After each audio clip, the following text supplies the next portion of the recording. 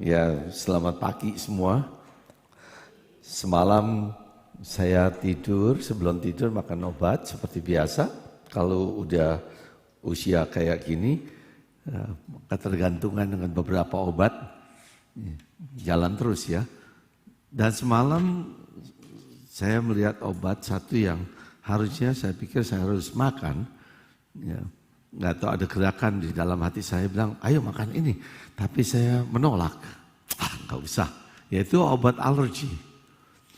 Obat alergi bisa selalu bawa, kalau khususnya ke tempat baru yang saya nggak tahu seperti apa, ya, untuk mencegah kemungkinan kena alergi saya makan. Tapi semalam saya memutuskan untuk tidak saya makan.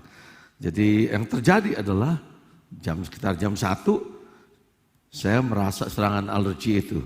Dan itu mengganggu sekali buat saya. Sampai pagi alergi itu masih terus mengganggu. Dan pagi ini saya bersyukur sekarang sudah jauh lebih membaik. Sudah sangat jauh membaik dan suara saya sudah mulai agak normal. Biasanya siang nanti normal gitu ya. Kalau udah panas baru jadi normal. Kalau sekarang masih kayak gini. Ya, terima kasih untuk Pastor Roy, ya, Iman yang sudah memperkenalkan saya dengan segala yang buat saya nggak penting, tapi saya bersyukur. Nah, kalau bisa ada tempat ini adalah bulan kedua saya di Indonesia.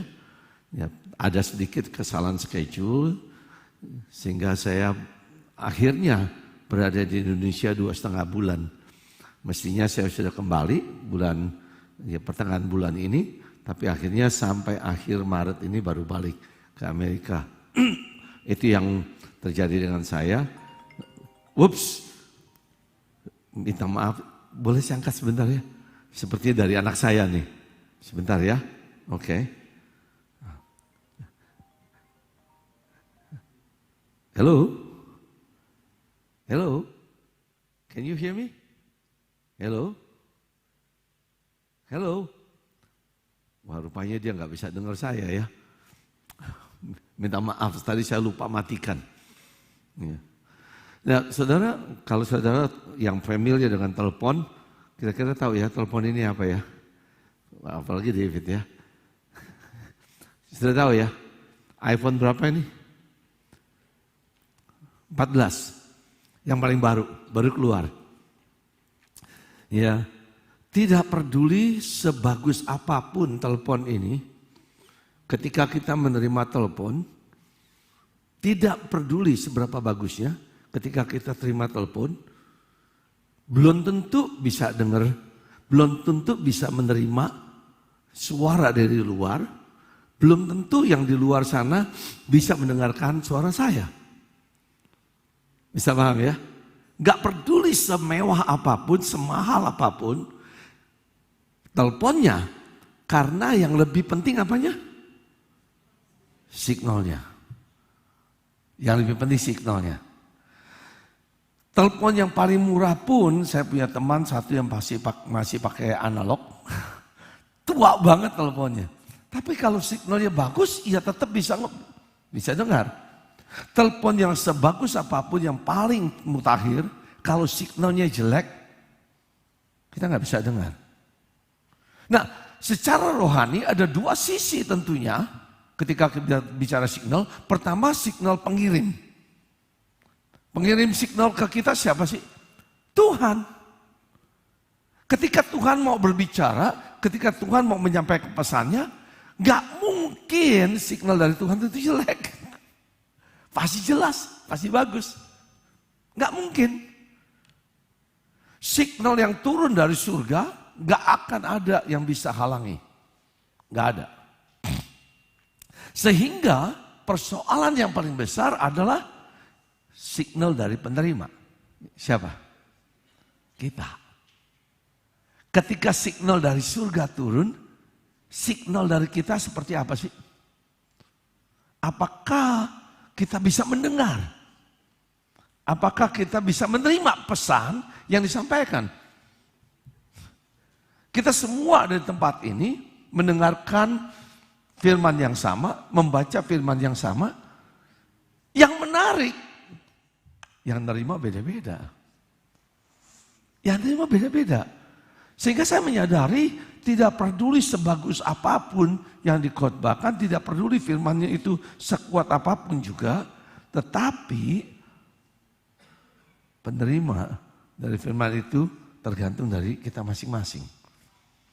Bisa dipahami ya. Nah, ketika kita membaca dari kitab yang kita lihat bersama-sama, Matius 4 ayat 18 sampai 22. Cerita yang menarik, saya pikir semua sudah tahu, yaitu cerita panggilan Kristus. Cerita panggilan Kristus. Saya akan fokus kepada ada 4 tahapan panggilan Kristus untuk kita semua. Ada 4 tahapan panggilan Kristus untuk kita semua. Ada 4 tahapan panggilan Kristus kepada murid-murid. Nah, 4 tahapan ini berlaku untuk kita, dan yang menarik tergantung apa? Signalnya kita.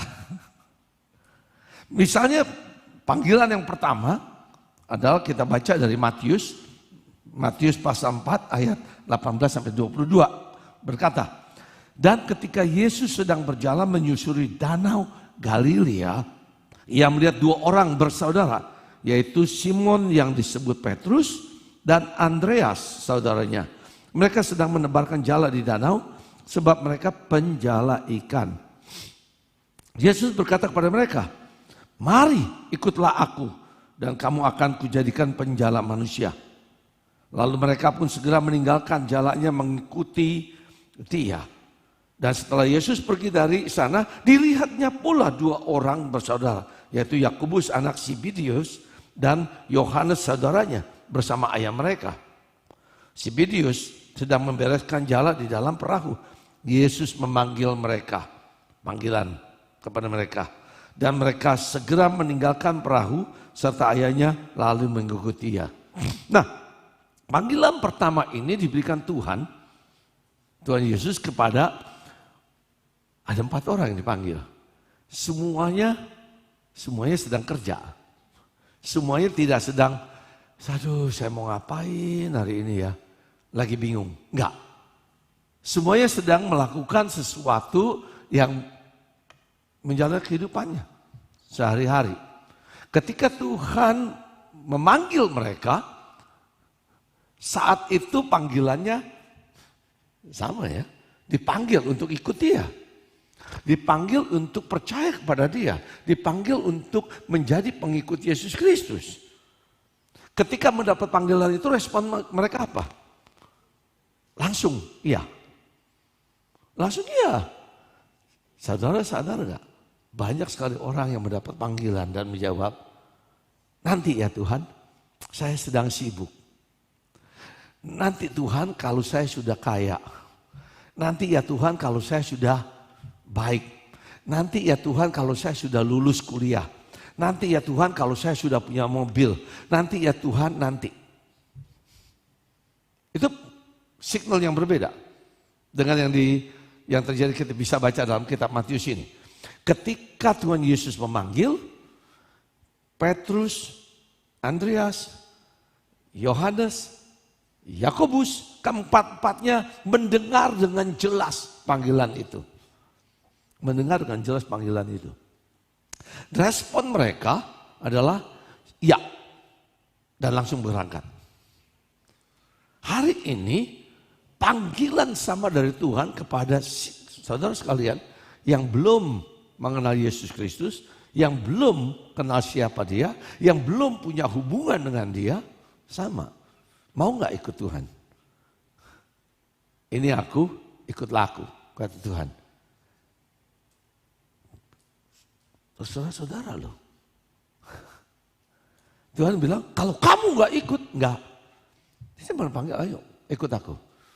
Ikut karena dia mau supaya Simon Petrus, Andreas, Yakobus, dan Yohanes mengenal akan siapa Tuhan.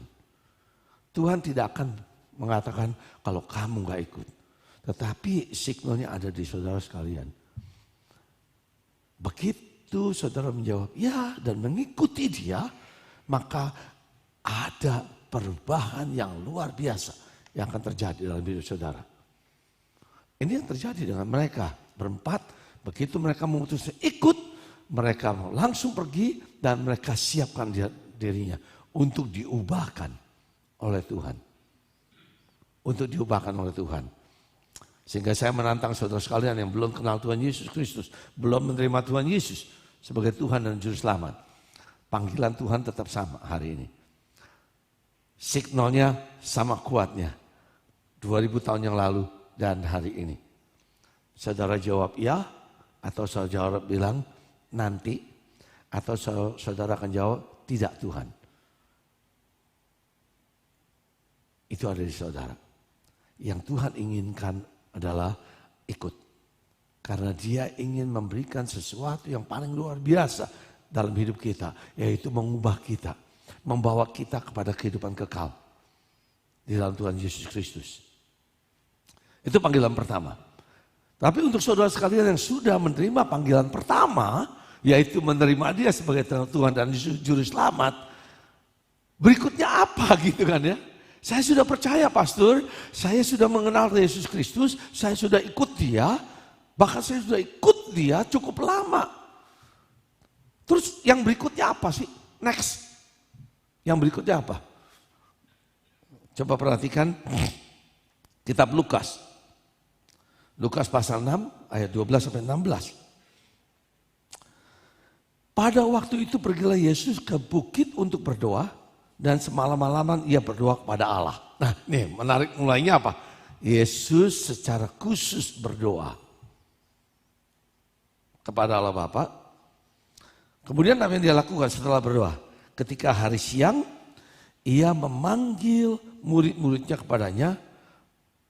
Lalu memilih dari antara mereka 12 orang. Jadi yang dipanggil berapa banyak? Banyak. Semua kumpul sama-sama. Kemudian Tuhan Yesus memilih 12 orang. Yang disebutnya Rasul. Simon, ya ini. Ya. Lalu memilih dari antara mereka 12 orang yang disebutnya Rasul. Simon juga yang diberi nama Petrus dan Andreas tadi. Kan sudah dipanggil. Sekarang panggilannya berbeda.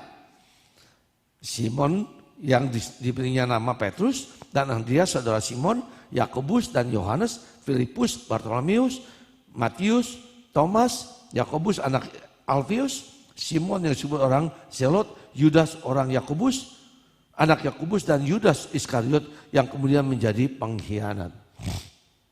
Ada 12 orang dipilih secara khusus, dipanggil secara khusus oleh Tuhan Yesus.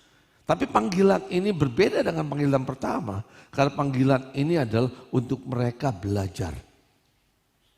Belajar secara khusus. Belajar untuk mendalami. Belajar untuk menjalani kehidupan bersama Yesus Kristus. Tuhan Yesus gak bilang sekarang kalian 12 ayo. Saya ada kurikulum. Ya, harus menyelesaikan 144 SKS. Baru kamu bisa lulus dari sekolah Tuhan Yesus. Enggak. Dia bilang kalian semua 12 dikhususkan Tuhan untuk belajar kehidupan bersama Yesus Kristus. Tuhan Yesus mau ada waktu dia bersama-sama dengan 12 orang ini secara khusus mendidik mereka. Bukan dengan kelas, bukan duduk di kelas, di kursi. Ada nggak saat Tuhan Yesus mengajar ke 12 orang ini terpisah dari orang banyak? Iya. Tetapi Tuhan Yesus mau supaya mereka belajar bukan hanya kalau lagi duduk, buka catatan, nulis. Tuhan Yesus mau supaya mereka kenal dia secara pribadi. Lebih dekat lagi. Tuhan Yesus mau supaya mereka bergaul dengan dia. Tuhan Yesus mau setiap harinya, setiap hari loh. Ini 12 murid ini ikut Tuhan Yesus sudah sejak mula ketika dipanggil tadi dalam Matius. Sampai saat ini, mungkin saat ini sekitar 1,5 tahun sesudah pelayanan Tuhan Yesus. Mereka dipanggil secara khusus untuk belajar. Untuk belajar. Gak cukup cuma bilang, ya saya percaya. Tuhan Yesus mau supaya mereka belajar. mengenal akan siapa Yesus Kristus lebih dalam lagi secara pribadi. Bukan secara bersama-sama. Ini dari orang banyak dipilih 12 untuk belajar lebih dalam lagi. Kenapa enggak yang lain ya? Itu rahasia Kristus ya. Kenapa dipilih 12 ini? Saya juga mengatakan gini, ada pentingnya untuk buat saya pribadi menetapkan orang-orang yang saya mau didik secara khusus. Karena saya mau ikuti cara Tuhan Yesus. Tuhan Yesus juga minta supaya kita semua menjawab panggilan yang kedua, yaitu panggilan untuk belajar. Banyak orang menurut kitab Ibrani, banyak orang menurut ukuran waktu. Maksudnya apa? Ukuran waktu. Sudah 30 tahun jadi orang Kristen. Sudah 20 tahun jadi orang Kristen. Sudah 10 tahun jadi orang Kristen. Sudah harusnya menjadi guru. Ini kitab Ibrani ya. Tetapi ternyata masih butuh susu. Kenapa? Kitab Ibrani memperingati kita nih. Hati-hati ketika kita berkata kita sudah percaya dan kita tidak mau belajar. Tidak mau mendekatkan diri. Berpangku tangan. Saya bilang saya nggak mau belajar. Saya nggak mau kenal dekat dengan Tuhan. Sudah cukup begini. Duduk aja di ibadah. Setiap minggu duduk datang seminggu sekali. Habiskan waktu 1,5 jam. Untuk ngapain? Dengerin apa yang dikhotbahkan. Begitu keluar dari pintu ini lupa apa yang dikhotbahkan. Akhirnya apa? Setelah 10 tahun masih tetap jadi bayi. Setelah 10 tahun masih tetap jadi bayi dan masih perlu susu. Itu sebabnya banyak sekali yang terus mengatakan, oh khotbahnya begini, khotbahnya begitu. Tidak sesuai dengan keinginannya. Karena kalau khotbahnya keras dikit, gak bisa ketelan. Ada satu ketika saya ada anak jemaat yang lagi dikasih makan, dikasih ayam. Dia waktu itu masih kecil, namanya Sarah. Sekarang sudah kerja, sudah lulus kuliah dan sudah kerja. Jadi kalau ketemu dia saya misalnya, ya, ini yang saya bilang ayam hitam. Ayam hitam kenapa? Dia dikasih ayam oleh maminya, dia kunyah, gak bisa ditelan. Akhirnya dia buang, digini-giniin semua dia. Jadi hitam. Terus dia bilang sama istri saya, Grandma black chicken. Kenapa gak ditelan ya? Gak bisa ditelan, terlalu keras, terlalu sulit buat dia. Karena masih terlalu kecil. Apakah kita mau menjadi orang Kristen yang kerdil? Setelah bertahun-tahun jadi orang Kristen masih tetap membutuhkan susu. Tunggu disuapin, tunggu dikasih makan, disiapkan semua. Dan makanannya juga harus yang bubur diulek gitu ya. Kalau udah bubur diulek kan lucu juga ya. Gimana sih? Itu istilah Jawa tajin gitu ya. Dikasih tajin gitu ya. Bukan kasih bubur lagi. Karena kita gak bertumbuh. Kita gak bertumbuh. Panggilan Tuhan kepada kita semua, ayo belajar. Belajar apa? Belajar firman Tuhan. Supaya kenal Tuhan lebih baik lagi. Supaya tahu apa yang Tuhan kerjakan di dunia ini. Dan terlebih penting lagi apa yang Tuhan kerjakan di dalam hidup kita. Ada semua dalam firman Tuhan. Ada semua dalam Alkitab. Pilihan di kita loh. Sekali lagi signalnya jelas gak dari Tuhan? Jelas. Semua dipanggil untuk belajar. Tapi sedikit orang mau belajar. Sehingga semua yang tidak mau belajar selalu mengharapkan supaya disiapkan makanan yang lunak. Sedikit keras, ngambek gitu ya. Tapi di gereja ini enggak. Saya ketemu di beberapa gereja lainnya. Ya, kalau makanannya keras, tegurannya keras, marah. Apa itu khotbah kayak gitu? Maunya cuma nyerang orang aja. Saya sudah bicarakan firman Tuhan. Ya silakan baca apa yang diajarkan Tuhan. Apa yang menjadi teguran Tuhan untuk kita. Supaya kita berubah. Tanpa kita baca firman Tuhan, tanpa kita belajar firman Tuhan dengan baik, maka kita tidak akan bertumbuh. Sekarang usia saya sudah di atas 66. Ya udah mengarah ke 70. Ini 66 lebih gitu ya. Terus apakah cukup? Saya mulai kembali ke sekolah 35 tahun yang lalu. Kembali ke sekolah. Ke sekolah apa? Sekolah Alkitab. Belajar apa? Belajar Alkitab. 35 tahun yang lalu saya mulai. Sekarang, ya tadi Pak Sudirman bilang, saya sudah jadi dosen mengajar Alkitab. Setiap minggu saya ngajar Alkitab. Ngajar prinsip-prinsip Alkitab. Berarti saya sudah tahu semua. Tidak, saya masih belajar. Masih belajar juga. Masih menggali lagi. Ketika mendapatkan ya undangan dari pastor kalian, saya bilang, wow, saya harus belajar lagi. Menyelidiki lagi. Kemana sih arahnya? Tuhan mau saya belajar apa? Tunggu dulu, sebelum saya khotbahkan kalian, Tuhan mau ajar saya apa sih? Dari apa yang saya akan sampaikan ini. Apakah saya melakukan apa yang saya khotbahkan kepada Bapak Ibu Saudara sekalian terkasih? Itu jauh lebih penting buat saya. Kalau saya cuma mengkhotbahkan kepada Bapak Ibu Saudara sekalian dan itu tidak terjadi buat saya sedang ngomong kosong loh. Firman Tuhan itu gak ada artinya. Tapi ini sesuatu yang saya bilang, bersyukur Tuhan menuntun saya untuk mengerti betapa pentingnya belajar firman Tuhan.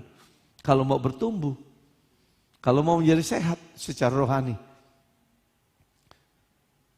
Saya ajak saudara sekalian untuk buka hati kita, buka pikiran kita, buka telinga kita, buka mata kita, buka mulut kita untuk belajar firman Tuhan. Karena firman Tuhan sangat berkuasa. Firman Tuhan sangat berkuasa dan akan memberikan perubahan demi perubahan. Panggilan kedua adalah panggilan untuk belajar. Panggilan pertama untuk percaya, panggilan kedua untuk belajar. Kemudian masuk panggilan yang ketiga. Panggilan ketiga untuk apa? Coba kita perhatikan. Markus pasal 6 ayat 6 sampai 8.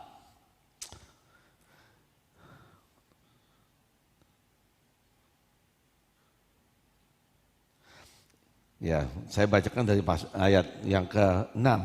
Ia merasa heran atas ketidakpercayaan mereka, lalu Yesus berjalan keliling dari desa ke desa sambil mengajar. Nah, ia memanggil ke-12 murid itu. Nah, setelah mereka belajar nih ya, setelah mereka belajar, sudah diajar, dan ya, ia memanggil ke-12 murid itu dan mengutus mereka berdua-dua. Ia memberi mereka kuasa atas roh-roh jahat dan berpesan kepada mereka supaya jangan membawa apa-apa dalam perjalanan mereka kecuali tongkat, roti pun jangan, bekal pun jangan, uang dalam ikat pinggang pun jangan. Nah, ada satu perintah yang menarik. Setelah mereka belajar, Tuhan Yesus bilang, ini saatnya kamu keluar. Ngapain? Lakukan apa yang kamu sudah pelajari. Lakukan apa yang kamu sudah dengar. Lakukan apa yang kamu sudah baca. Lakukan apa yang kamu sudah pelajari dari Yesus Kristus. Lakukan keluar.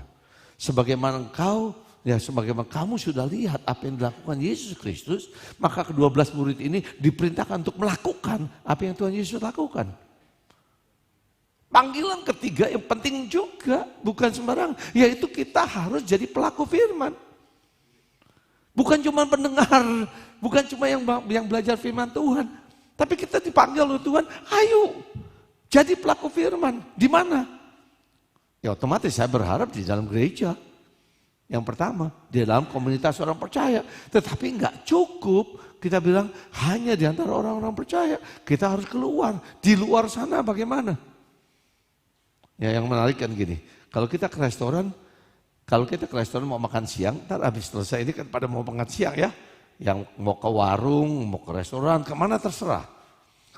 Yang menarik adalah setiap kita kumpul di restoran, waiters itu tahu kita orang Kristen. Betul nggak? Kenapa?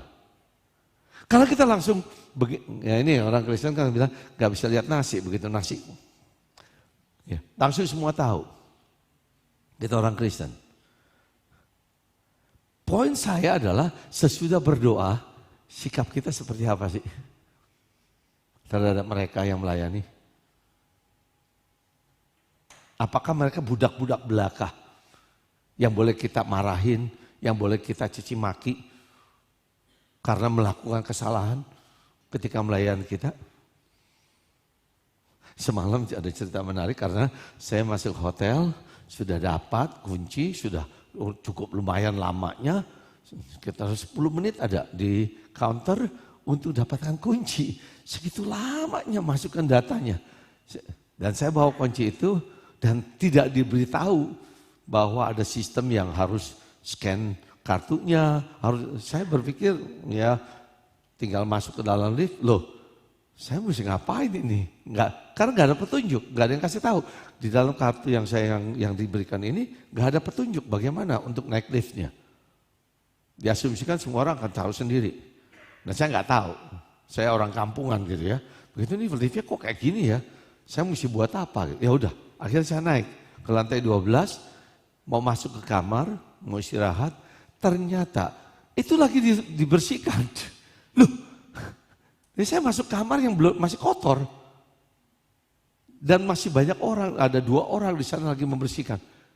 Jadi jelas bukan kamar untuk saya nih. Turun lagi ke bawah, saya bilang kamarnya masih kotor, masih dibersihkan. Ya.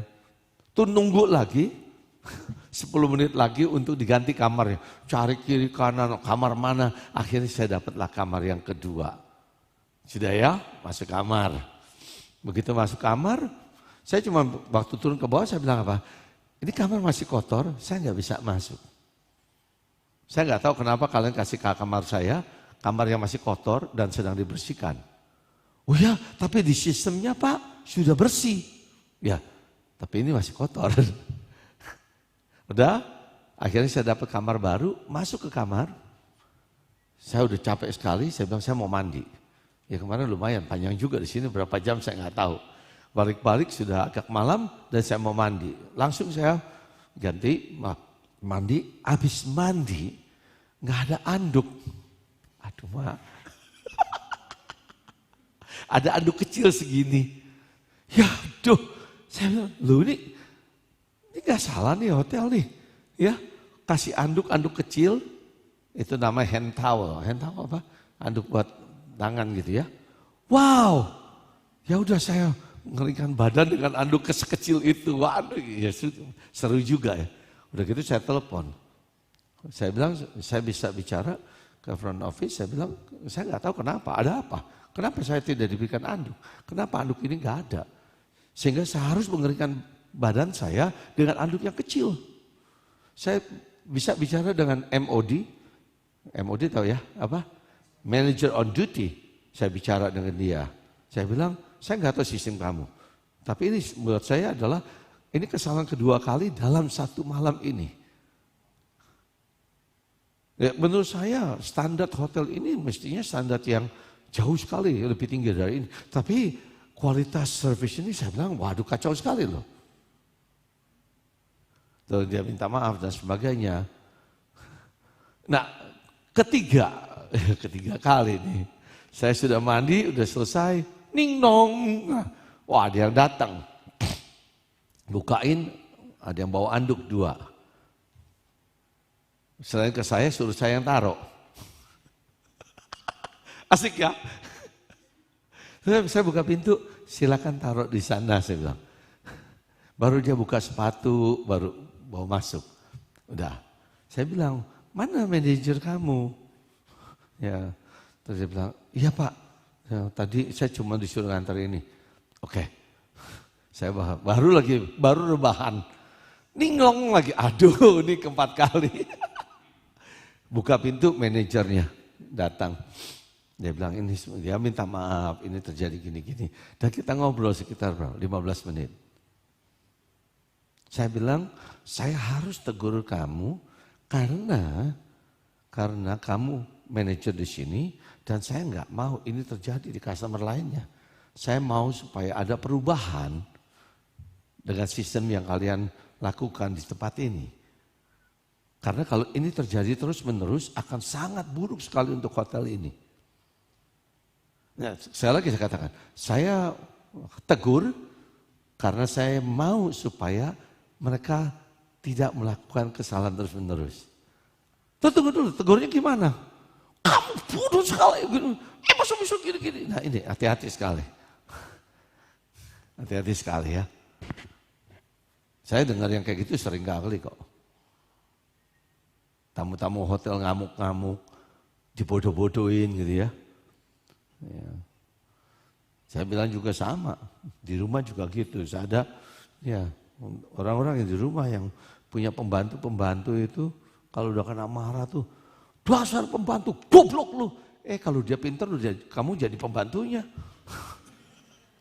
Makanya dia jadi pembantu karena dia enggak, ya, udah tahu kan. Kenapa sih mesti disebutin kalau dia bodoh? Ya kalau dia pintar kan kamu yang jadi pembantunya dong. Bukan dia jadi pembantu kamu. Ayo, ya, supir juga, gitu ya. Saya masih ingat mengajarkan keponakan saya nyetir. Lagi nyetir tiba-tiba tuh di Jakarta nih, angkot. Saya waktu itu masih di Amerika, datang untuk 1 semester saja. Ya, dia minta ajarin setir mobil, saya ajarkan. Dia bawa mobil, angkot. Kalau angkot berhenti, siapa yang tahu? Cuma dia sama Tuhan. Berhenti, dia langsung merem mendadak. Apa yang dilakukan ponakan saya? Buka kaca jendela. Udah, menteriak-teriak. Saya bilang, loh kamu kenapa? Iya, loh kok jadi saya yang dimarahin? Udah gitu saya bilang, memang ya supir angkot tuh goblok banget ya. Iya, dia memang goblok. Iya, kalau dia nggak bodoh dia sudah jadi dosen di UPH, saya bilang. Nggak jadi supir angkot. Iya, tapi bukan itu cara sikap kita. Kenapa nggak kita memikirkan bagaimana mengajar orang lain supaya menjadi lebih baik dan tahu kualitas kita sebagai anak Tuhan. Tuhan Yesus mau mengampuni kita dan mengajarkan kita. Siapa yang di sini digoblok-goblokin Tuhan? Nggak ada tuh. Tuhan bawa kita untuk memiliki hubungan yang baik dan supaya bertumbuh. Supaya kita mengenal dia lebih dalam lagi. Dengan cara yang sama Tuhan minta kita keluar, tunjukkan. Bagaimana cara orang lain melihat Kristus? Dengan maki-makian kita, dengan kata-kata yang tidak baik, dengan sikap kita yang tidak sehat, atau sikap kita yang menunjukkan ini loh kasih Kristus. Saya bilang kasih Kristus bukan hal yang cengeng. Pokoknya dia salah ya nggak apa-apa. Dia apa nggak apa-apa. Saya bilang enggak. Kalau dia salah saya tegur, tapi tegurlah dalam kasih. Ini kan yang diajarkan firman Tuhan ya. Kalau kita mau tegur orang, tegur dalam kasih. Bukan. Jadi tidak ada teguran tanpa solusi. Kalau kalian cuma bilang, oh nggak bisa begini-gini, harus gini-gini. Ya, tapi semua cuma celaan saja, saya bilang nggak akan menunjukkan kasih Kristus. Ayo kasihkan solusi. Jadilah pembawa solusi, bukan menambahkan problem dong. Paham ya? Tuhan Yesus datang dalam hidup kita menyelesaikan persoalan kita.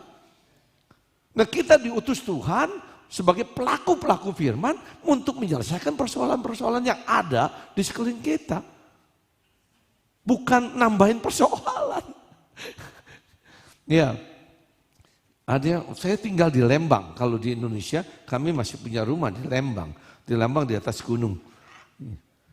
Dan supir saya dan istrinya ikut saya dari tahun 2006.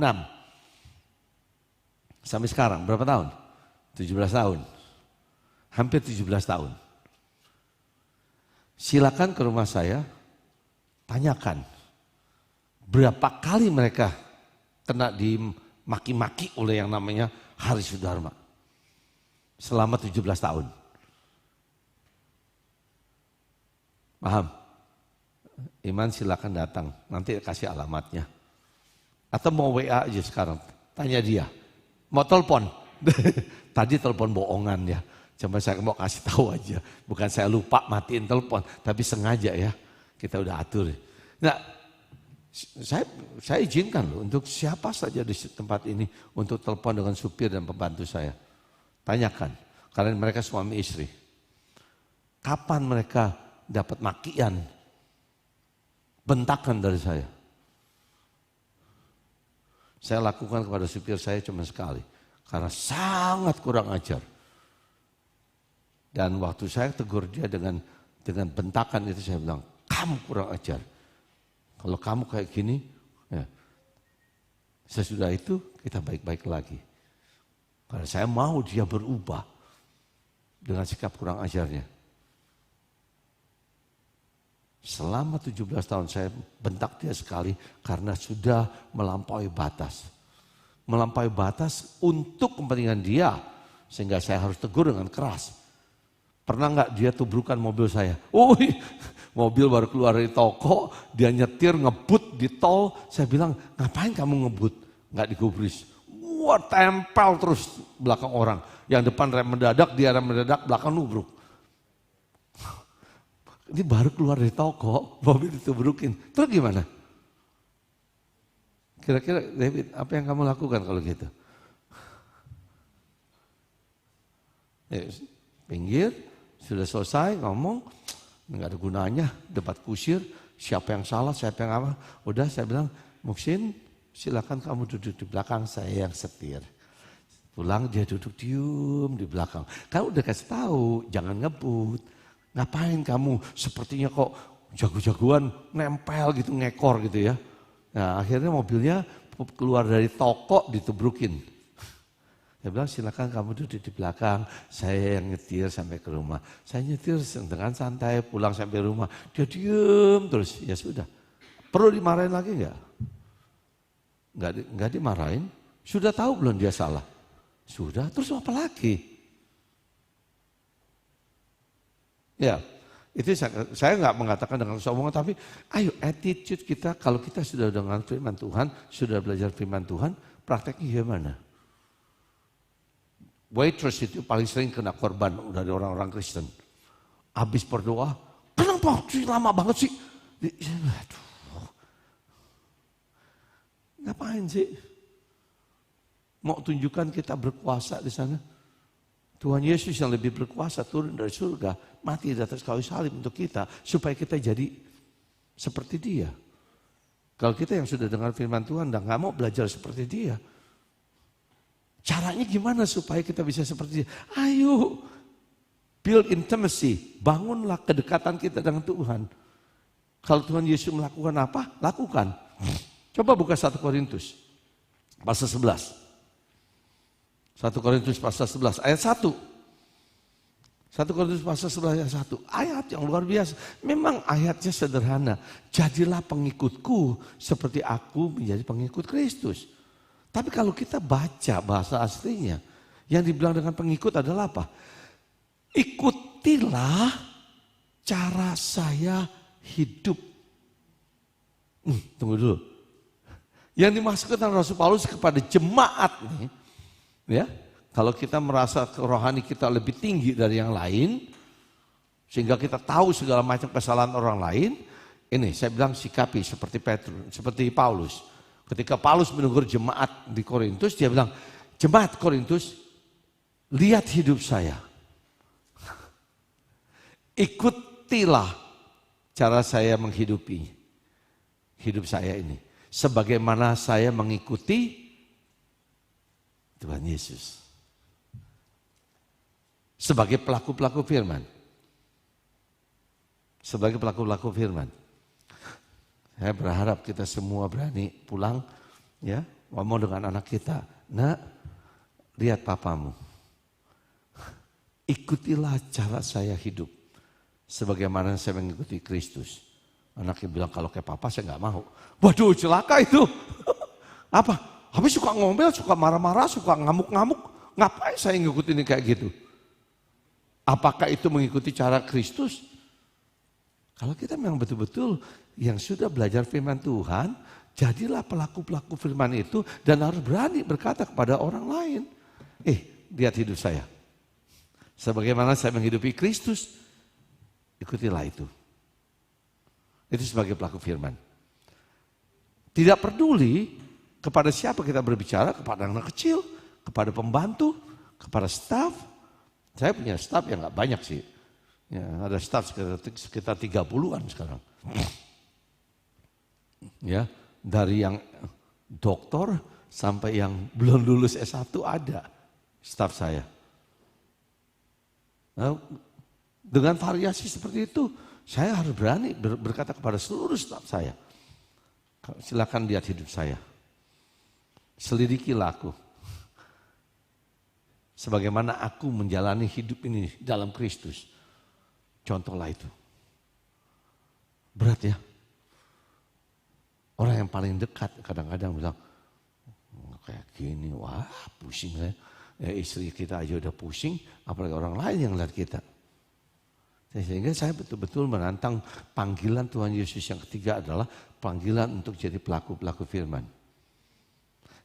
Kita baru bisa jadi pelaku firman ketika kita membangun kedekatan kita, keintiman kita dengan Yesus Kristus, sehingga Roh Kudus yang bekerja dalam kita mengubahkan kita menjadi semakin serupa dengan Tuhan Yesus Kristus.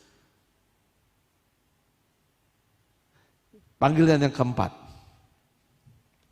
Jenis panggilan keempat yang dilakukan Tuhan Yesus adalah, kita buka Matius 28 ayat 18 sampai 20. Oke?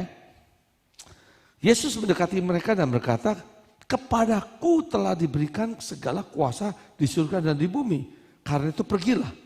Jadikanlah semua bangsa muridku dan baptislah mereka dalam nama Bapa dan Anak dan Roh Kudus. Dan ajarlah mereka melakukan segala sesuatu yang telah kuperintahkan padamu. Dan ketahuilah aku menyertai kamu senantiasa tak berkesudahan sampai kepada akhir zaman. Panggilan ketiga adalah panggilan untuk membawa berita Injil itu. Berita keselamatan itu. Memuridkan orang lain. Bukan cuma dengan mengatakan apa yang Tuhan Yesus katakan, melakukan apa yang Tuhan Yesus lakukan, tapi memuridkan orang supaya dia juga menjadi pelaku-pelaku firman. Membawa orang untuk percaya pada panggilan pertama, membawa orang untuk belajar firman, panggilan kedua, membawa orang untuk menjadi pelaku firman, sampai akhirnya mereka menjadi yang keempat sebagai utusan-utusan Kristus. Saya bersyukur karena Tuhan berikan kesempatan ya terbang walaupun capeknya lumayan sih, terbangnya ya lebih dari 24 jam. Total semua 24 jam sama transit segala macam udah luar biasa untuk sampai ke Indonesia. Ya, kemarin ya, setelah 1 minggu kegiatan yang dari pagi sampai malam, kegiatan saya mulai jam 7 pagi breakfast ngajak tamu, terus selesai seminar jam 5, mandi, langsung jam 6 ngajar, sampai jam 9 malam, besok paginya harus gitu lagi, jam 6 bangun, siap-siap, setengah 7 breakfast, terus sampai jam setengah 10 malam ngajar, hari Selasa sampai setengah 10 malam, hari Rabu sampai jam 9 malam, hari Kamis sampai jam 11 malam, hari Jumat sampai ya, jam 9 malam, pagi-pagi sudah bangun, siap-siap ke airport dan harus di sini. Ya, kemarin saya nggak bilang dengan Pastor Iman, saya bilang, tolonglah, saya tidur aja di hotel. Saya bilang, ini waktu saya untuk kamu. Saya bilang silakan, kamu rencanakan apa saja, saya ikut. Saya ikut. Karena saya mengikuti panggilan Tuhan. Yang keempat ini. Menjadi pembawa berita. Bukan cuma berita keselamatan saja, tetapi apa yang Tuhan minta saya lakukan supaya saya bisa menjadi contoh. Kita semua mendapatkan panggilan yang sama. Signal dari surga sama kuatnya. Nggak ada, oh signal ke saya lebih kuat daripada ke Anda sekalian. Tidak. Signal dari surganya sama. Yang membedakan adalah signal di kitanya nih. Signal di sini ya, di sini. Seberapa kuatnya untuk menerima panggilan itu. Kalau saudara belum menerima panggilan yang pertama, saudara tidak akan bisa masuk ke panggilan yang kedua. Tetapi kalau saudara sekalian sudah masuk dalam panggilan pertama, panggilan kedua, ketiga, keempat, harus secara progresif terjadi dalam hidup kita. Itu yang kita katakan kedewasaan dalam Kristus. Kita nggak mau setelah itu, ya kita bisa membayangkan ada orang yang punya kelainan secara psikologis, sejak lahir usianya 30, tapi kelakuannya, ya kalau mau coba itu ada di Jakarta terkenal tuh, di Jalan Latu Menten, ya, rumah sakit jiwa Grogol, gitu ya, sudah kumisan, ya, mukanya udah tua, mainannya mobil-mobilan gitu ya, ya ditarik-tarik, ya, usianya sudah dewasa. Mentalnya masih anak-anak. Sedih sih kalau ngeliat kayak gitu. Ya, kasihan sekali. Nah, saya berharap, harapan saya sebagai hamba Tuhan, kita semua bertumbuh. Melewati ya, tahapan demi tahap panggilan itu. Semua akan mengarah sampai kepada panggilan keempat. Kalau saudara belum menerima panggilan pertama, saatnya saudara mengatakan, saya mau undang Yesus Kristus sebagai Tuhan dan Juru Selamat saya. Tapi kalau saudara sekalian sudah menyatakan itu dan yakin sudah beriman ke dalam Yesus Kristus, dan saudara harus masuk dalam panggilan kedua. Belajar firman dengan baik. Belajar firman dengan baik. Setelah mengerti, ayo jadi pelakunya dong. Sedikit demi sedikit. Saya nggak mengatakan belajar dulu semua sampai sudah ngerti seluruh Alkitab. Terus baru tahap ketiga. Waduh, saya aja belum selesai belajarnya. Baru 35 tahun sih ya belajarnya. Masih belum selesai. Kalau saya tunggu sampai selesai, ya sudah ketemu Tuhan Yesus. Nanti saya selesai ketemu Tuhan Yesus, sudah nggak belajar lagi. Kalau sekarang masih belajar. Tapi apa yang saya pelajari, ayo mulailah praktekkan itu. Mulai praktekkan itu dalam kehidupan kita sehari-hari. Dan tidak cuma di dalam tapi keluar. Supaya orang lain pun tahu siapa Yesus Kristus. Amin. Saudara siap untuk menerima panggilannya? Mendekatkan diri kepada Kristus? Membangun hubungan yang luar biasa dengan Kristus? Saudara yang punya pilihan. Saya hanya bisa mengatakan, tapi saudara yang harus ambil keputusan. Kita berdoa. Bapak, kami menyadari Tuhan, hari ini Tuhan memperlihatkan kepada kami semua 4 tahapan panggilan kepada setiap kami semua Tuhan. Engkau panggil kami untuk percaya kepada Engkau sebagai Tuhan dan Juru Selamat kami. Tapi kalau ada yang belum Tuhan, yang belum menerima Engkau sebagai Tuhan dan Juru Selamatmu, biarlah hari ini ketika mereka mendengar panggilan-Mu Tuhan, mereka mau menjawab, ya Tuhan ini aku. Aku ingin percaya kepada Yesus Kristus sebagai Tuhan dan Juru Selamat. Tapi kepada setiap anak-anak-Mu Tuhan yang hadir dan sudah menerima Engkau sebagai Tuhan dan Juru Selamat, biarlah panggilan kedua untuk belajar firman Tuhan dengan lebih baik lagi. Memberikan diri untuk diajar oleh Tuhan. Diajar oleh gereja ini. Diajar oleh umat-Mu di tempat ini. Untuk bertumbuh di dalam Kristus. Itu terjadi.